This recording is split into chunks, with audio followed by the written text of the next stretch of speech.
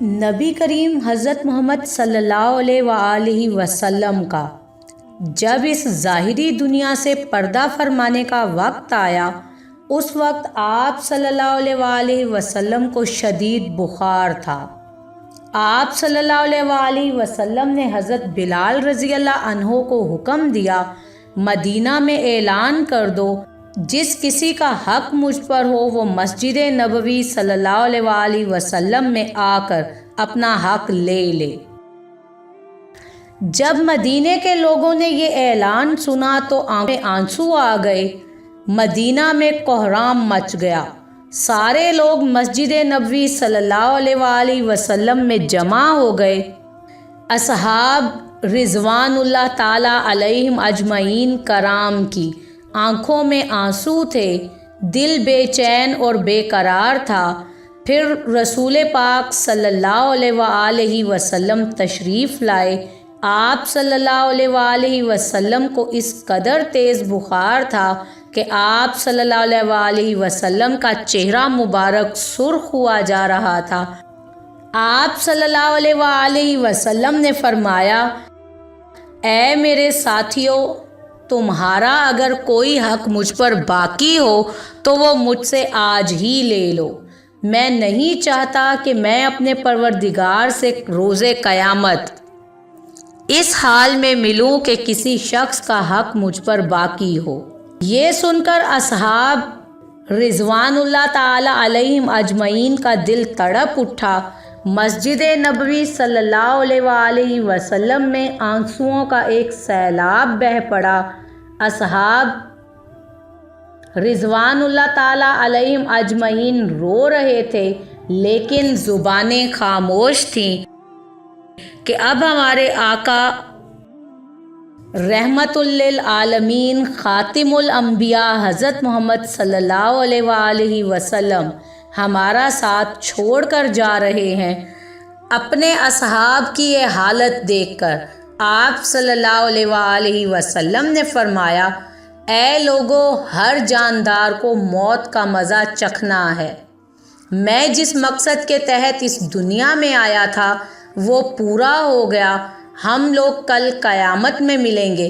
ایک صحابی کھڑے ہوئے، روایتوں میں ان کا نام عکاشہ آتا ہے، عرض کیا، یا رسول اللہ صلی اللہ علیہ وآلہ وسلم، میرا حق آپ پر باقی ہے۔ آپ صلی اللہ علیہ وآلہ وسلم جب جنگ احد کے لیے تشریف لے جا رہے تھے تو آپ صلی اللہ علیہ وآلہ وسلم کا کوڑا میری پیٹھ پر لگ گیا تھا، میں اس کا بدلہ چاہتا ہوں۔ یہ سن کر حضرت عمر فاروق رضی اللہ تعالیٰ عنہ کھڑے ہو گئے اور کہا، کیا تم نبی کریم خاتم النبیین سید المرسلین صلی اللہ علیہ وآلہ وسلم سے بدلہ لوگے؟ کیا تم دیکھتے نہیں کہ آپ صلی اللہ علیہ وآلہ بیمار ہیں؟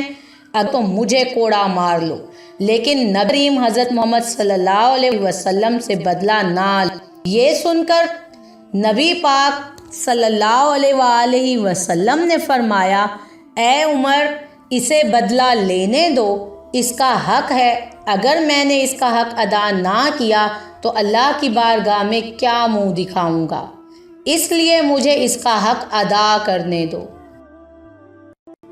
پھر نبی کریم صلی اللہ علیہ وآلہ وسلم نے کوڑا منگوایا اور حضرت عکاشہ رضی اللہ تعالیٰ عنہ کو دیا اور فرمایا، تم مجھے کوڑا مار کر اپنا بدلہ لے لو۔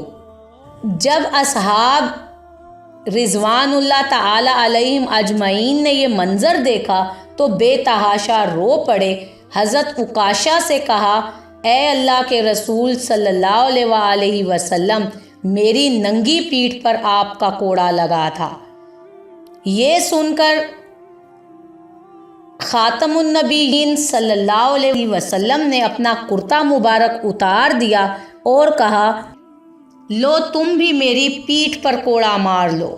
حضرت عکاشہ رضی اللہ عنہ نے جب حضور اقدس صلی اللہ علیہ وآلہ وسلم کی پیٹھ مبارک کو دیکھا تو کوڑا چھوڑ کر جلدی سے آپ صلی اللہ علیہ وآلہ وسلم کی پیٹھ کو چوم لیا اور کہا، میرے پیارے رسول صلی اللہ علیہ وآلہ وسلم، میری کیا مجال کہ میں آپ صلی اللہ علیہ وآلہ وسلم کو کوڑا ماروں، میں تو یہ چاہتا تھا کہ آپ کی مبارک پیٹھ پر لگی مہر نبوت صلی اللہ علیہ وآلہ وسلم کو چوم کر جنت کا حقدار بن جاؤں۔ میرے ماں باپ آپ صلی اللہ علیہ وآلہ وسلم پر قربان ہو۔ نبی کریم صلی اللہ علیہ وآلہ وسلم مسکرا دیے اور فرمایا، تم نے جنت واجب کر لی۔